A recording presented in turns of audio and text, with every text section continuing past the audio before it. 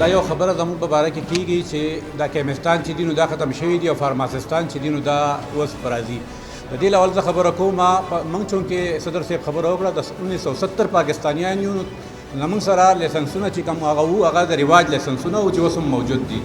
د هغې نه پس چې دی حکومت فارمیسي کونسل هغې موږ ته کیټیګري سی راکړې ده. کیټیګري سی چې دا فارمیسي کونسل ورکوي د هغې نه پس قانوني طور دا چې کوم یو دکاندار 2 کاله دکانداري وکړه نو د هغه نه به قانوني طور هر په کال کې 2 پیره امتحان اخیستی کېږي د کیټیګري بي او به اپګریډ کېږي.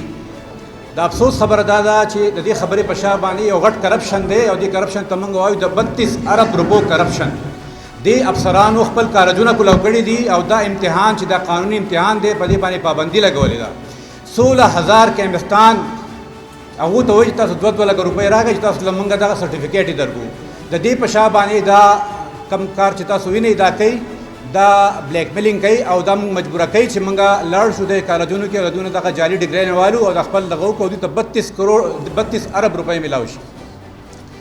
دا فارماسستان چې کوم دی دوی کیټیګري اے اغستی کیمست سره کیټیګري بي او دا ټول یو کونسل ورکوي او د یو کونسل لاندې زمونږ دا ډرګ انسپکټر صاحب چې دی به تاسو ته یاد دي چې دی د په کرپشن کې چترال ته بدل شو. دویمه پیره دی بیا په کرپشن کې بدل کو. په دریمه پیره باندې بیا په کرپشن کې بدل کو. نن د حکومت په کاغذونو کې دی دلته کې نوکر نه دی. دی تنخواه د پېښور نه اخلي. ناس موږ دلته دی. زموږ دا غټه مطالبه ده چې د دې بلیک میلینګ نه دی موږ خلاص کړي. موږ پورې هړتالونه ښه نه ښکاري. زموږ سپینه جامه ده. موږ چرم داسې اواز نه دی اوچت کړی خو نن موږ مجبوره شوي یو. موږ دا دوکانونه موږ بند کړي دي او راغلي یو.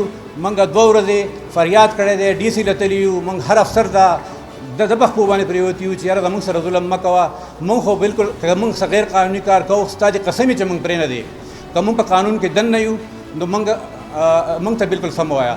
موږ سره د عدالت حکم دی د عدالت سټې ده زموږ سره په هغه لایسنس باندې چې په کوم باندې دی موږ له لایسنس موږ له حق نه راکوي چې کوم موږ له د آئین پاکستان حق راکوي هغه زموږ نه د افسرانو اغستی دی.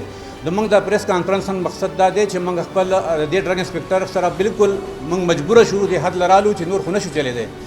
خو د دا کرپشن او د ده سره چې نور کم ملګري د هغو د کرپشن دا میګا کرپشن دی د صحافیانو برادرانو ته دا ویم که تاسو فرض کا انټرسټډ دی انویسټیګیټیو جرنالیزم کې نو زه تاسو له ډېر زیات مواد درکولی شم چې دا د پاکستان یو میګا سکینډل دی د 32 ارب روپو چې په دې کې ډېر خلک ملوث دی او په دې ټول کې بي کې بلا کالجونه چې دي نو هغه دا چلیږي. نو زمونږ دغه 2 پوینټونه دي. یو پوینټ دا چې د ډرګ انسپکټر دی بدل شي او بل دا دی چې قانون مطابق زمونږ سره وچلوي.